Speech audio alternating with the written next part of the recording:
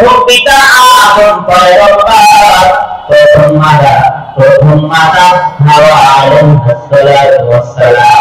আমাদের বাবা আমাদের মা তারা ছিল জান্নাতের ভিতরে, ঠিক কিনা? যে কোনো কারণে আল্লাহ তাদেরকে পাঠিয়েছে দুনিয়াতে, তবে দুনিয়ায় বেশি দিন থাকা যাবে না, আবার আমরা ফিরে যাবো জান্নাত আমাদের আসল ঠিকানা, ঠিক কিনা? আমার ভাইরা, আমরা দুনিয়াতে ছিলাম না ছিলাম জান্নাতে, জান্নাত আমাদের আসল ঘর।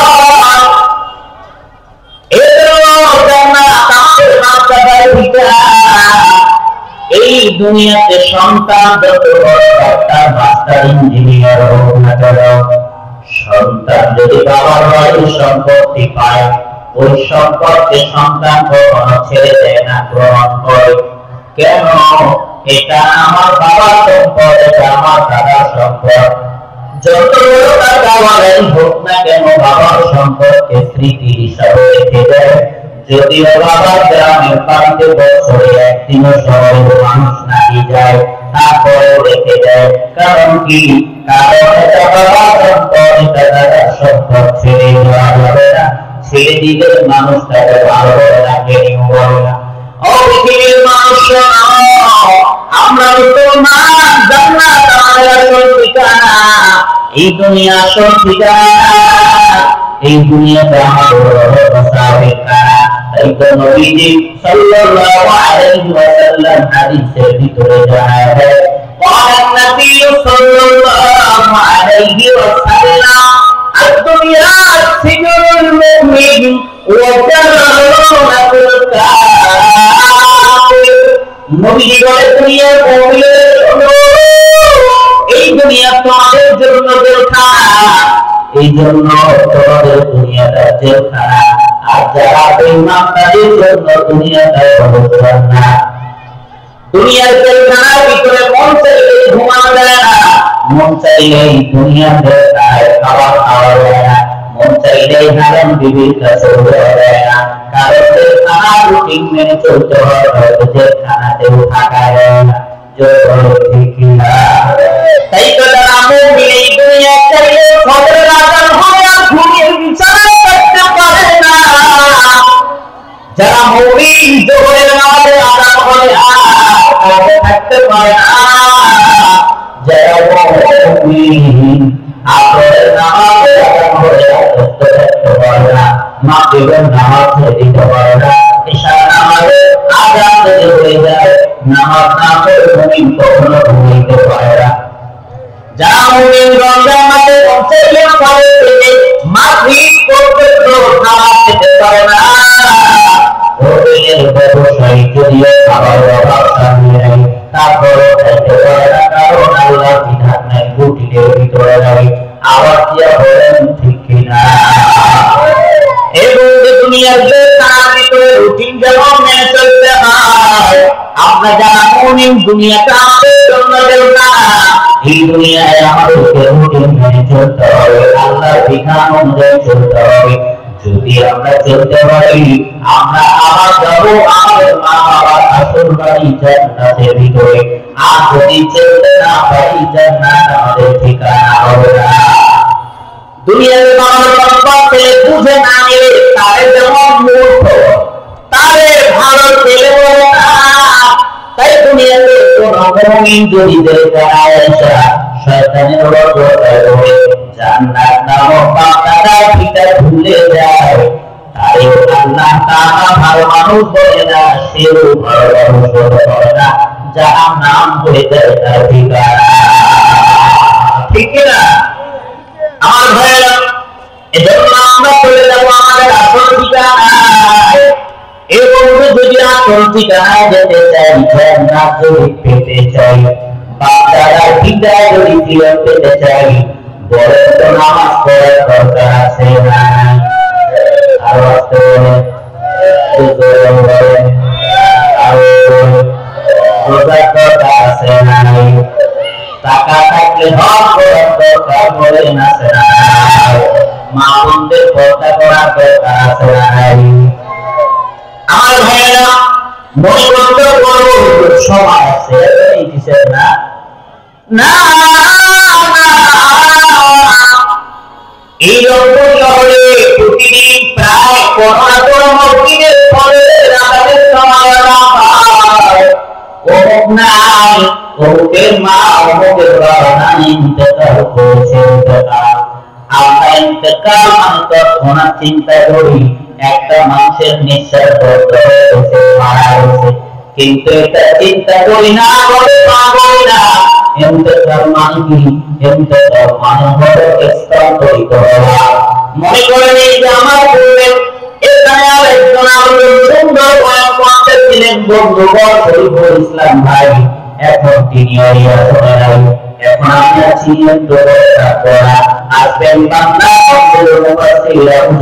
জামা হিসাবে অথবা এই যে আপনারা নিচে এখন বসে আছেন একটু থাকবেন না আমি বিছানায় শুয়ে তার মানে বোঝা যায় একখান থেকে আর একখানে চলে যাওয়া এটা হলো তৈরি হওয়া তাই মনে খুব বেশি কিছু নয় অস্বাভাবিক কিছু নয় আমরা এই দুনিয়ায় আছি নিঃশ্বাস বন্ধ হওয়ার সাথে সাথে ওই দুনিয়ায় চলে যাবো এটাকেই বলা হয় ইন্তেকাল স্থানান্তরিত হওয়া শেষ হয়ে যাওয়া এখন এখানে পড়ে যাবো ভাই এই দুনিয়াতে অশান্তি কোন মানুষের শান্তি নাই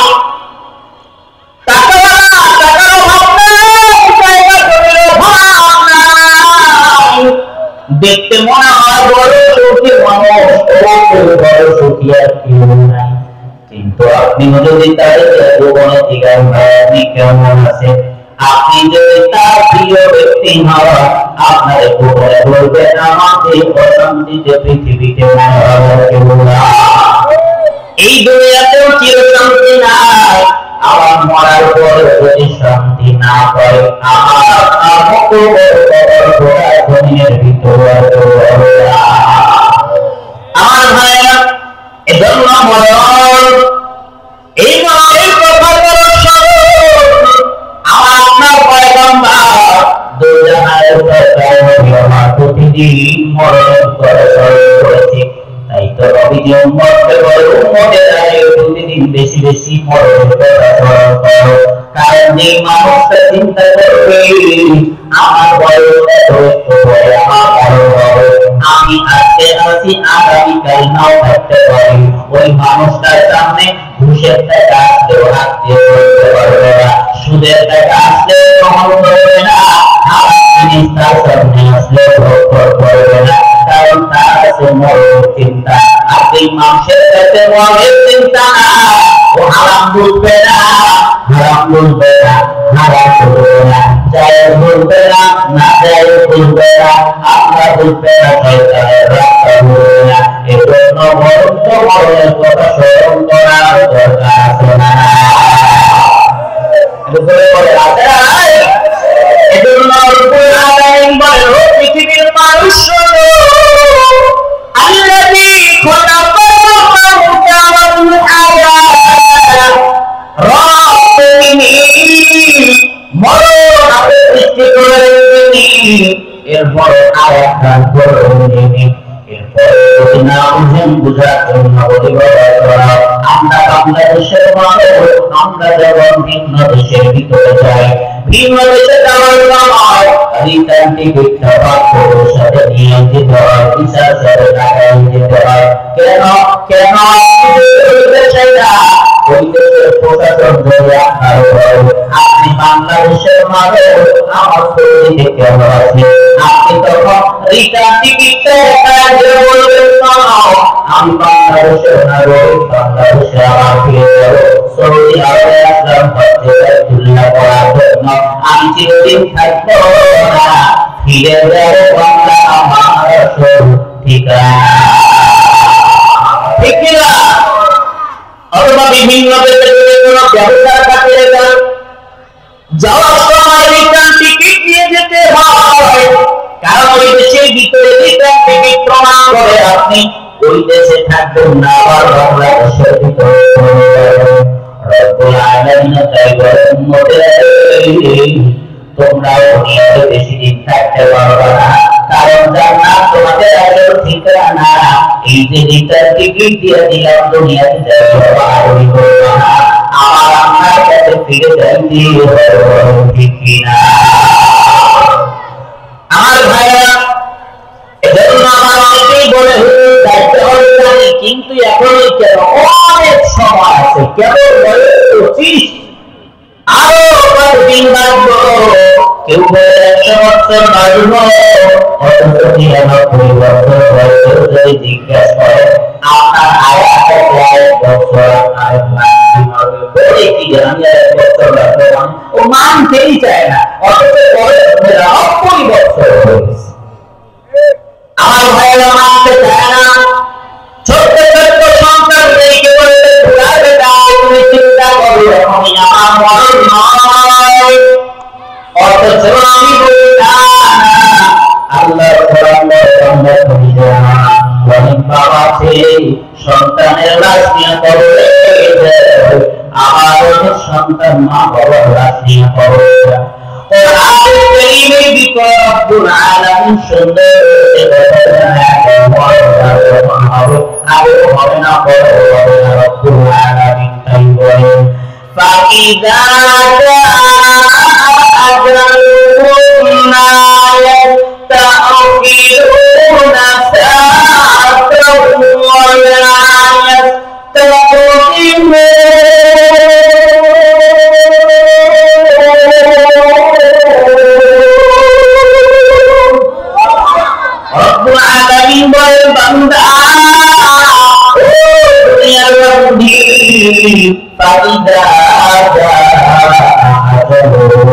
তোমার মরণের সময় যখন হয়ে যাবে, এক মুহূর্ত মরণ হবে না, এক মুহূর্ত আগেও তোমার মরণ হবে না। সন্তান আগে বাবার মরণ লাগে বলতে মরে যাবে, আমার বাবার আগে সন্তানের মরণ লেখা থাকলে সন্তান মরে যাবে। মরণের সময় যখন হয়ে যায়, ওই মানুষটা তার পথে থাকলেও মারা যায়, নৌপথে থাকলেও মারা যায়, অনেক মানুষ আগুনেও মারা যায়, অনেক মানুষ ঘুমের বিছানাতেও মারা যায়, আমার অনেক মানুষ এমনও দেখা যায় আল্লাহর মসজিদে আল্লাহর সিজদা দিতে গিয়ে সিজদাতে মারা যায়, ঠিক কিনা?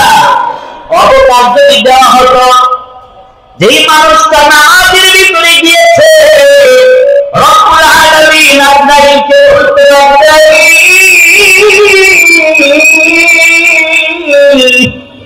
এটা আমার কারণ মসজিদ আমার ঘর, আল মসজিদু বাইতুল্লাহ, মসজিদ হলো আল্লাহর ঘর, নামাজে দেশে দেখে আল্লাহ করছে, অতএব মরণে কোন যেন না হয়, নামাজ আগে হোক, যদি অবকাশ দেওয়া হইতো রব্বুল আলামিন নামাজি ব্যক্তিকে আগে অবকাশ দিত, ঠিক কিনা? কিন্তু আল্লাহ কোরআন বলে না, ফাইদা আজালুহুম লা ইস্তাগফিরুনা সাআতাও ওয়া লা ইস্তাগফিরুন, আগে মরণ হবে না, পরে মরণ হবে না। এজন্য অনেক সন্তান মা বাবাকে মারা যায়, আবার অনেক সন্তান আমার মতো আবুল মাওলার শারীরিক হবে। আমি আমার বিধাতে আমার মাকে কবরের ভিতরে দাফন করেছি, আল্লাহ কোরআন আজ গোটা বাংলার মানুষ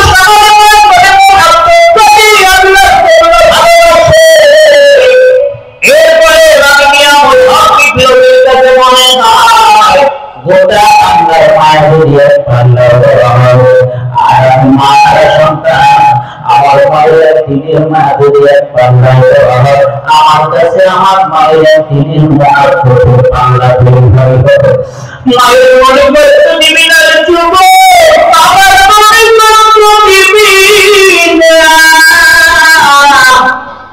এই মা বাবা তোমার আমার জান্নাতের ঠিকানা, আবার এই মা বাবা তোমার আমার জন্য জাহান্নামে ঝরনা। রব্বুল আলামিন কোরআনুল কারীমের ভিতরে সুন্দর করে জানায়, ওয়া ক্বালা রাব্বুকা আল্লা না'বুদু ইল্লা ইয়্যাহু ওয়া বিল ওয়ালিদাইনি ইহসানা।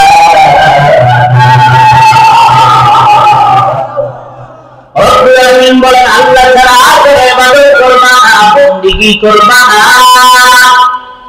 তবে আল্লাহ তাআলা বড় বড় সুন্দর পৃথিবীর মানুষই কথাটা বলো না, ওয়াবিল ওয়ালিদাইনি ইহসানা, মা বাবার সাথে ভালো ব্যবহার করো, ভালো আচরণ করো।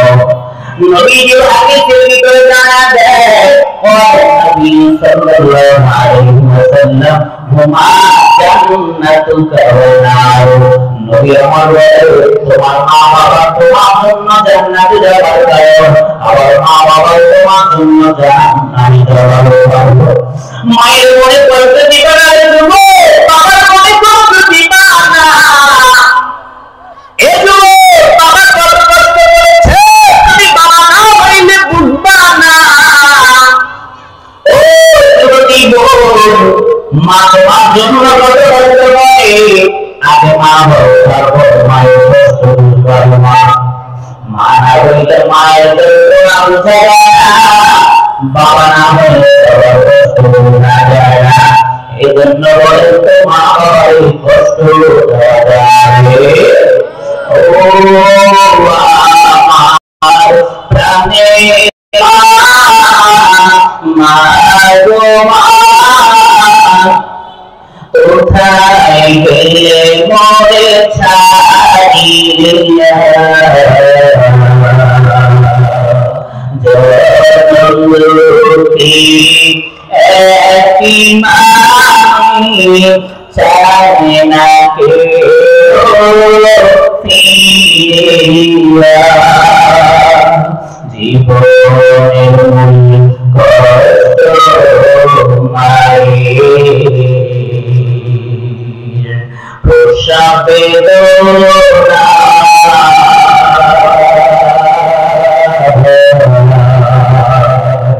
সাত আসমান সাত জমিন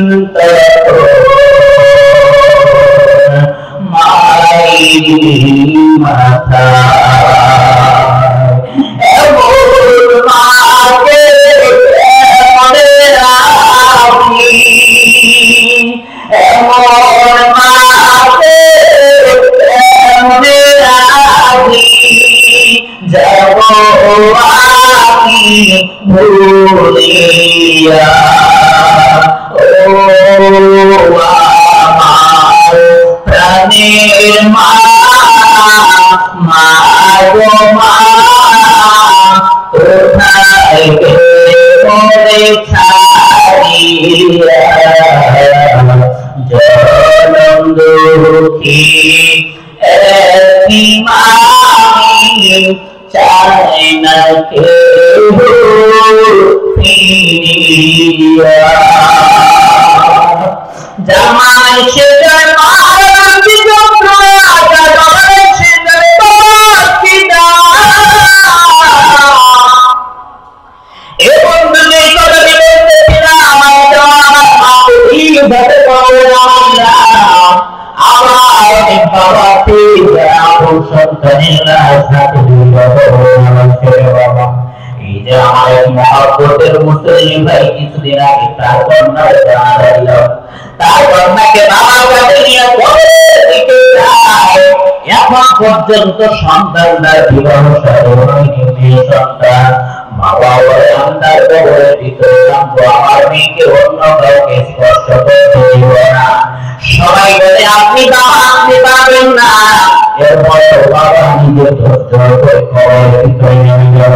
কবরের ভিতরে নামার পর সন্তানের লাশ হাতের ভিতরে দিতে দেরি করে বাবা নিজেই ধৈর্য করে না, সেন্সলেস হয়ে যায়, অজ্ঞান হয়ে যায়। তারপরে বাবা সন্তান হারানোর কি যন্ত্রণা, এ বাবা আমার রোগে জানা হইলে বলে নাতি মরবা না। অনেক দাদা নাতির লাশটা নিয়ে কবর গেল, অনেক নানা নাতির লাশটা নিয়ে কবর আছে না। এজন্য আল্লাহ তাআলা বলেন মরণের সময় হয়ে যাবে, এক মুহূর্ত আগে মরণ হবে না, মরণ হবে না। মরণের সময় আমাকে যেমন উঠাতে হবে না, আমার শ্রোতা মণ্ডলীকে উঠাতে হবে না। আমার ভাইয়েরা, এজন্য দুনিয়াতে বড় একজন বাদশা ছিল, বাদশা কোথায় কোথায় মনে বড় না ছিল তার সাদা ছিল, এটা বড় না হওয়া আল্লাহর সাথে ওই সাদা বলে আমি আল্লাহ জান্নাতে ঢুকবো না। সাদাদের জন্য নিজেই দুনিয়াতে জান্নাত বানাইছে, বলেন না আলহামদুলিল্লাহ। বিশাল জান্নাত সাদা বানানোর পর ওই সাদা বলে আমি আমার জান্নাতের ভিতরে ঢুকবো কেমনে? আগের জামানায় মুন্ডা ছিল না, কার ছিল না, হেলিকপ্টার ছিল না। আগের জামানায় সব থেকে বড় বাহনের নাম ছিল ঘোড়া, ঠিক কিনা? সাদদারটাই একটা দামি ঘোড়া ক্রয় করছে, অনেক সুন্দর ঘোড়া।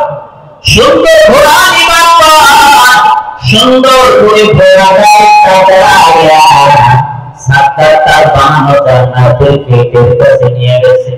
নিয়ে যাওয়ার পরে সাদদার একটা পাতার ঘোড়া পিঠের উপরে দিয়েছে, আর এক পা এখনো জমিনের উপরে রেখে দিয়েছে। এমন সময় একবার সাদদার সামনে চলে গেছে, যাওয়ার পরে সাদদার কোথায় যাও? সাদদার বলে জান্নাত দেখতে চাই, জান্নাত। আর গাড়ি বলে সাদদার এক সেকেন্ড টাইম নাই। সাদদার বলে মরতে তো হবে, আমি বাঁচতে পারবো না, তবে একটা বলবো আমি আমার কষ্টে বানানো জান্নাতটা একটা নজর শুধু দেখে আসতে চাই। কিন্তু গাড়ি বলে সাদদার হবে না, কারণ গাড়ি হয়ে গেছে তোমার মৃত্যুর পরোয়ানা। জান্নাত দেখবা তো দূরের কথা, একটা পা ঘোড়ার উপরে থাকবে, আরেক পা জমিনের ভিতরে আছে, জমিনেই থাকবে। জমিনের পাতা উঠাইতেও পারবা না, উপরের পা জমিনেও নামাইতে পারবা না। এমন সময় সাদদার দুনিয়া থেকে রওনা।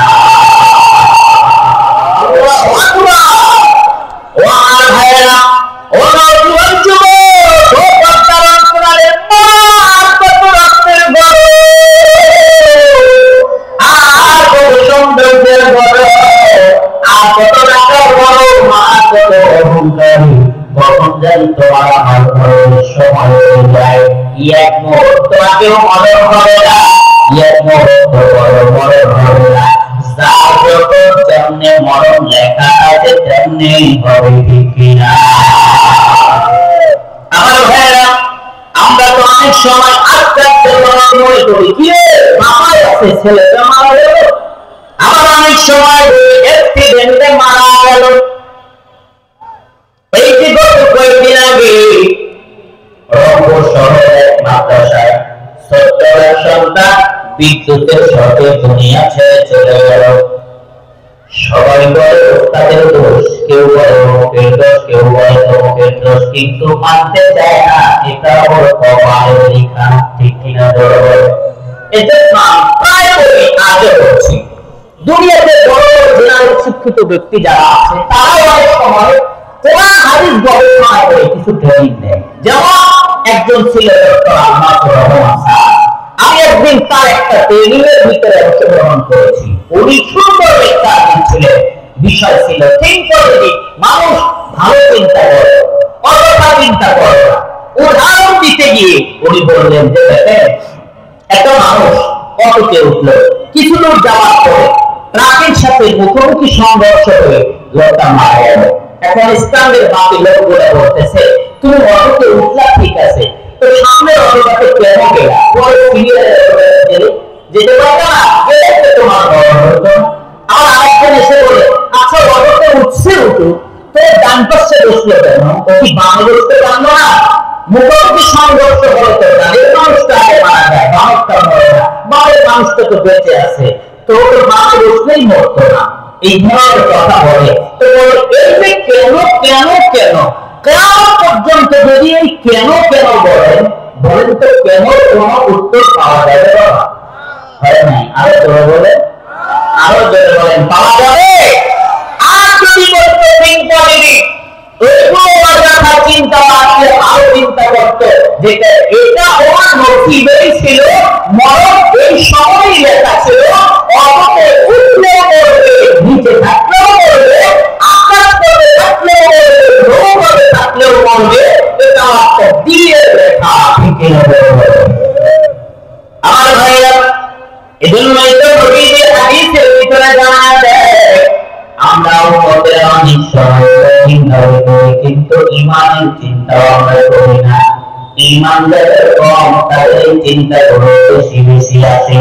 তাই তো ইমান তারপরে জানো আমানতু বিল্লাহি ওয়া মালাইকাতিহি ওয়া কুতুবিহি ওয়া রুসুলিহি ওয়াল ইয়াউমিল আখির ওয়া কদরি খাইরিহি ওয়া শাররিহি মিনাল্লাহি তাআলা ওয়াল বা'থি বা'দাল মাউত। ঈমান এক নাম্বার আনতে হবে আল্লাহর উপরে। আওয়াজ দিয়ে বলুন তো, এক নাম্বার মানতে হবে কার? আমরা দেখি আর না দেখি, যিনি আমাদেরকে দেখেন তিনি কে? আর তিনি কে? আল্লাহু লা ইলাহা ইল্লা হুয়াল হাইয়ুল কাইয়্যুম।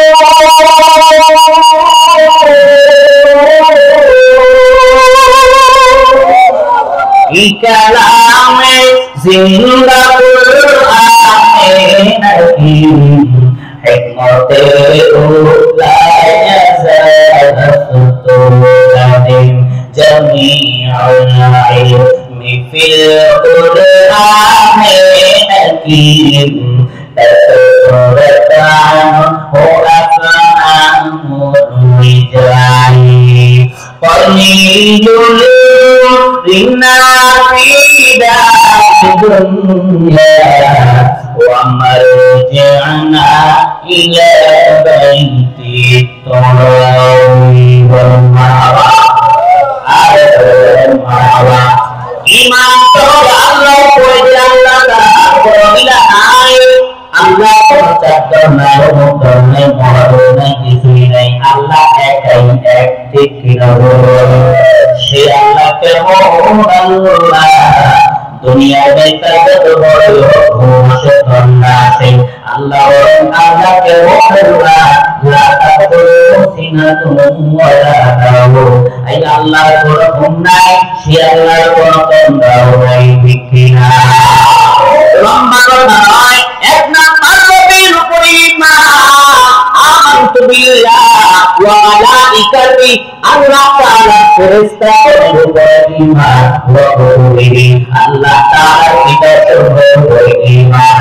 ওয়া রুসুলিহি, যত পয়গম্বর ছিল আদম পয়গম্বর থেকে শুরু করে আমাদের পয়গম্বর পর্যন্ত সমস্ত পয়গম্বরের উপরে ঈমান। ওয়া রুসুলিহি ওয়াল ইয়াউমিল আখির, কিয়ামতের উপরে ঈমান আনতে হবে। এরপরে সুন্দর একটি কথা, ওয়াল কদরি খাইরিহি ওয়া শাররিহি মিনাল্লাহি তাআলা। ভালো মন্দ ব্যক্তির বলতে না, তোমার আমার নসিবের ভিতরে যা আছে ভালো হোক মন্দ হোক, আবার দিয়ে বলতে হবে তিনি দেন তিনি কে? আরো বলেন, আরো বলেন, ভালো মন্দ ব্যক্তির যিনি দেন তিনি কে? তিনি কে? আল্লাহ তাআলা। এজন্য যদি ভালো চিন্তা করতো যে নসিবে এটাই ছিল, এটাই হলো, সেখান থেকেই শেষ। এজন্য তাকদীরের উপরে বিশ্বাস কর। আমার ভাইয়েরা, কষ্ট হয়, বর্তনা হয়, আলহামদুলিল্লাহ ভাইদের জন্য বসতে আসতেছে, আছে পিছনের ভাইদের বসার জায়গা করে দেন, ফাঁকা জায়গা করে দেন, একটু জবান করে দিকে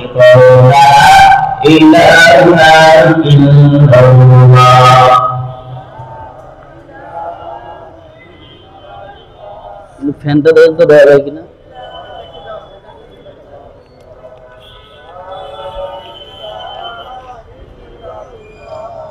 لا illallah ala ya sa'inal qatlil mu'alla satudfanu an qaribin fitrari lahu malakui yunadi kulla yawmin lidun al-mawti yaqnun al-khawi qalilul umri fi dari dunya wa marji'na ila baiti turabi la ilaha illallah la ilaha illallah la ilaha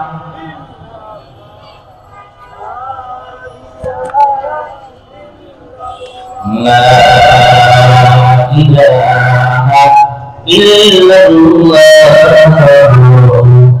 Muhammadur Rasulullah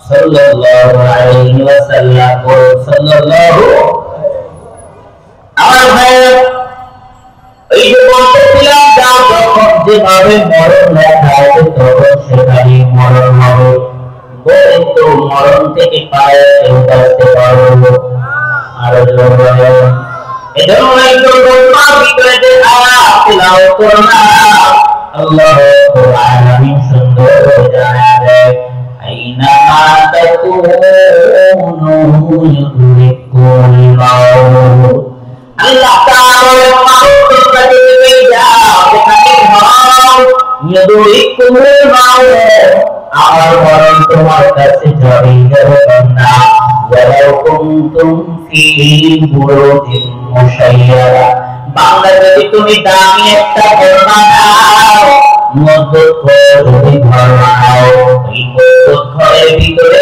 আল্লাহ যাইতে পারবে না বলে আমার ভাইয়া দামি ঘর বানাইলে সেই ঘর আমরা চলে যায় সংসার করে আল্লাহ যায় দুনিয়াতে বসন্ত করে আল্লাহ যায় বিল্ডিং বাড়িতে আল্লাহ যায় বান্দা যদি সিন্ধু বানিয়ে সিন্ধুকের ভিতরে ঢুকায় পড়ে সেখানেই বান্দাই যায় না এজন্য আল্লাহ বলেন মরণ থেকে কোথায় পালাবা মরণ থেকে যদি পালাও তোমার ঘিরি যদিও শুধু আকাশ পানি লাগাতে উঁচু সিঁড়ি বাতায় যদি আকাশ পানি উঁচু সিঁড়ি লাগায় চলে যায় বরং তো সেখানে আল্লাহ যায় না আমার ভাইরা যে আয়াত তেলাওয়াত করলাম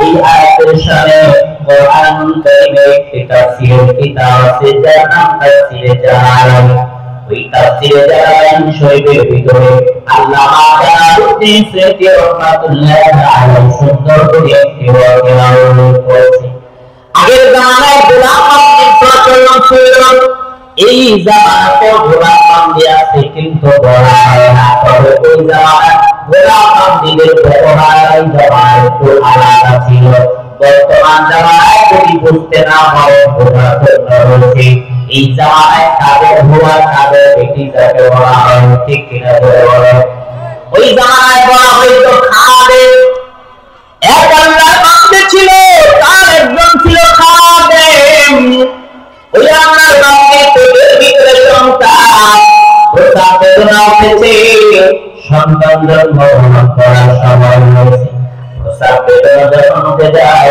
মা বোনদের সময় একটু আগুনের প্রয়োজন হয় তাও আমরা ভালো জানি আল্লাহর বান্দারা গোলামকে বলে গোলাম যাও কোথায় বল সেখান থেকে আগুন নিয়ে আসো প্রসব বেদনা উঠেছে মনে হয় সন্তান জমিনের ভিতরে আসবে গোলাম ঘর থেকে বের হয়ে বারান্দা কিংবা উঠানের ভিতরে গোলাম ঘর একজন আল্লাহর ওলির মতো চেহারার মানুষের সাথে আমার দেখা হয়ে যায় গোলাম বলে কাছে আমার সালাম হয়ে যায় সালাম হওয়ার পর আল্লাহ বলে গোলাম কোথায় যাও গোলাম বলে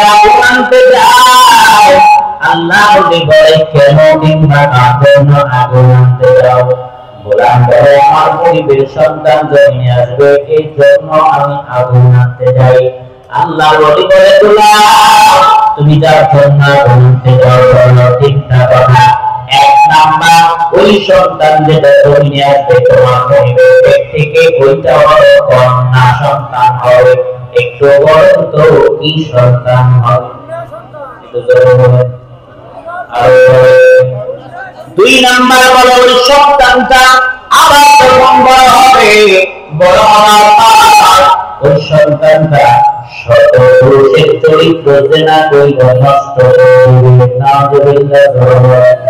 তিন নাম্বার ওই সন্তানটা যখন দুনিয়া থেকে চলে যাবে, আল্লাহ সত্য একটা প্রাণী মাত্রা মাত্র চলে যাবে। আশ্চর্য হয়ে যায় গোলাম কি বলে আল্লাহ, তাই নাকি বলে থাকায় সত্যি যদি হয়ে যায় আমি কি আর তার জন্য আগুন আনতে যাই? গোলাম বলে না আগুন আনবো না, আমি পারলে ওই শেষ করে দেব। কারণ সব পুরুষকে জাহান্নামের দিকে নিয়ে যেতে দেব না। গোলাম ঘরের ভিতরে ঘরের ভিতরে গোলাম মুনিবের গর্ভ থেকে সন্তান সত্যি চলে আসছে জমিনে। আল্লাহ যে বলেছিল তিনটা কথা, এক নাম্বার টাকা দেখি কন্যা সন্তানই দেখা যায়। এক নাম্বারটা যেহেতু কন্যা সন্তানই হয়েছে তো বাকি দুইটা সত্যি হবে, এতে কোনো সন্দেহ না, কন্যা সন্তানই দেখা যায়। এবার গোলাম বলে তাহলে কি করা যায়? তৎক্ষণাৎ একটা ছুরি বের করে যে সন্তানটা ধরে নিয়ে আসছে কন্যাটার পেটের ভিতরে ঢুকায় দেয়। পেট থেকে নারী ভুড়ি গুলো বের হয়ে যায়। গোলাম বড় হয়ে যায়, হায় হায় মনিবের চাইলাম মনিবের সন্তান দেখবো। সকালবেলা যখন এসে দেখবে আমি আমার মনিবের সন্তান দেখবো, এলাকার লোকজন এই জন্য গোলাম এই দেশে আর থাকা যাবে না, ভিন্ন দেশে পাওয়া যায়। কারণ আমি আমার মনিবের সন্তানদের খুন করেছি, তো এই দেশে থাকলে তো আমারও কোন বাধ্যতামূলক হয়ে যাবে। এটাই বাস্তব, পৃথিবীতে যারা খনি তারা বাচ্চারা দেশে থাকতে পারে না, ভিন্ন দেশে পাওয়া যায়। ঠিক কিনা? একটু জোরে কোন ঠিক কিনা? খনির জায়গা কি কোনদিন নিজ দেশে হয়? ইতিপূর্বে যারা খনি তাদের জায়গা হয়নি, আগামীতেও যদি কেউ খনির রূপ ধারণ করে তাদের জায়গা হবে না। ঠিক কিনা? ভিন্ন দেশে যাওয়ার পরে গোলাম থেকে গোলাম বাদশা হয়ে গেছে। বলেন তো ফকিরকে বাদশা বানানোর মালিক কে? আরো আসতে বলেন, সন্দেহ আছে? এজন্য রিক্সা চালক রিক্সা চালায় একাই, অটো চালক অটো চালায় একাই, ভাগ্যের পরিবর্তন হয় না। কারণ রয়ের কাছে চায় না, শিকার করে না। চান সম্পদশালী হতে চান, সম্মানওয়ালা হতে চায়, আওয়াজ দিয়ে বলে সম্মান আর সম্পদ দেওয়ার মালিক কে? চিল্লায় বলেন না কে? ভিন্ন দেশে যাওয়ার পর গোলাম থেকে সে বাদশা হয়ে গেছে। এবার বাদশা যখন হয়ে যায়, আপনারা বলেন তো টাকা পয়সা গাড়ি বাড়ি আর কিছু অভাব রয় না।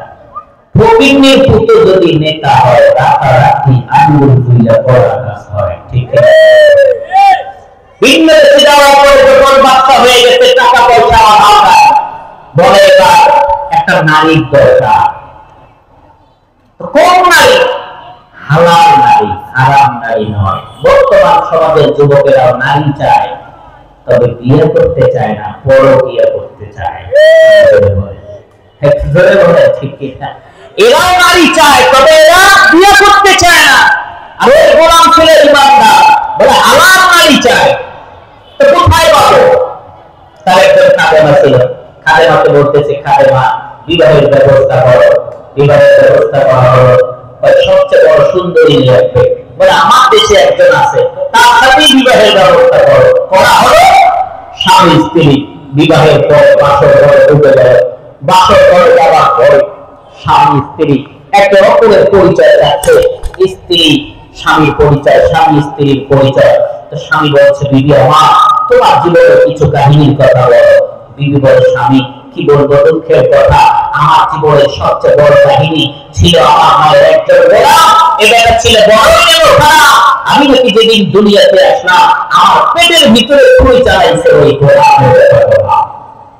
পাইলে কি হাতায় গোলাম বলে তোর জন্য পালন করে ভিন্ন দেশে গেলাম, আবার কি তোর কাছেই ধরা পড়লাম।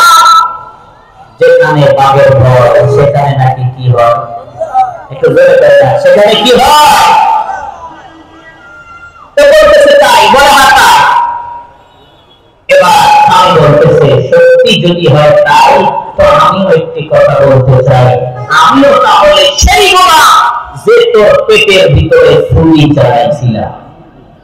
স্ত্রী বলে গোলামের পেটে গোলাম, জিন্দিগি ভর আমি তো তোরই খুঁজতেছিলাম, আর যেহেতু পাইছি এবার তোরে খাইছি।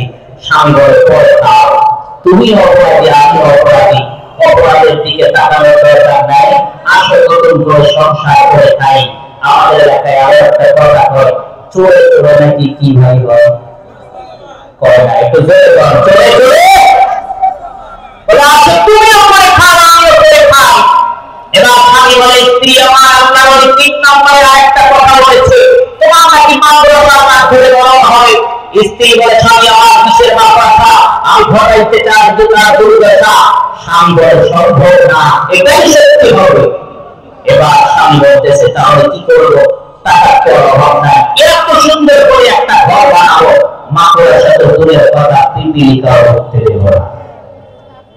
আমার ভাইরা এবার স্বামীটা ঘর বড় দামি একটা ঘর বানাবো, ওই দামি ঘরের ভিতরে স্বামী স্ত্রী একদিন শুনিয়া হঠাৎ স্বামী ডাকিয়া বলে দিদি আমার ওই যে দেখো তাদের দিকে কেমন জানি মাদ্রাসা দেখা যায়, ও দিদি আমার ভাইরা যদি আজকে তোমার আবার মরণ হয়। স্ত্রী বলে না হতে পারে না, আল্লাহ বান্দি খাট থেকে দাঁড়াইয়া হাতটাকে সারিয়ে দিতে পারবে, মাদ্রাসাটা জমিনের উপরে ফেলাইয়া পানি লাগা দিতে দেরি হয়, আল্লাহ বান্দি তখন আমরা করতে জমিনে দেরি নয়। ও আল্লাহ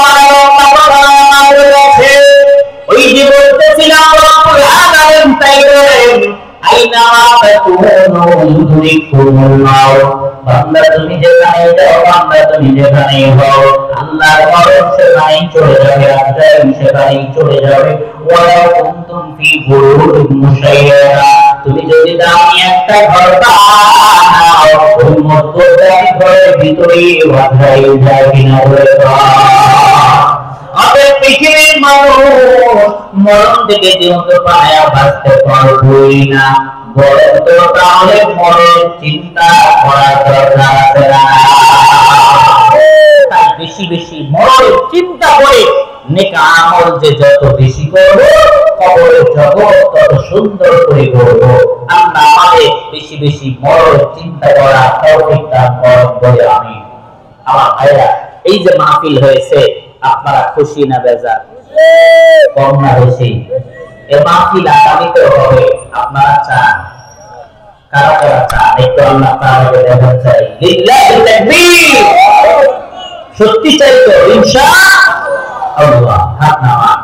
এই যে মাহফিল করতে গিয়ে বলেন তো কোনো ব্যয় আছে না নাই? ব্যয় আছে কি? স্লোগান দেন বিলাল ভাই, স্লোগান দিয়ে দেন।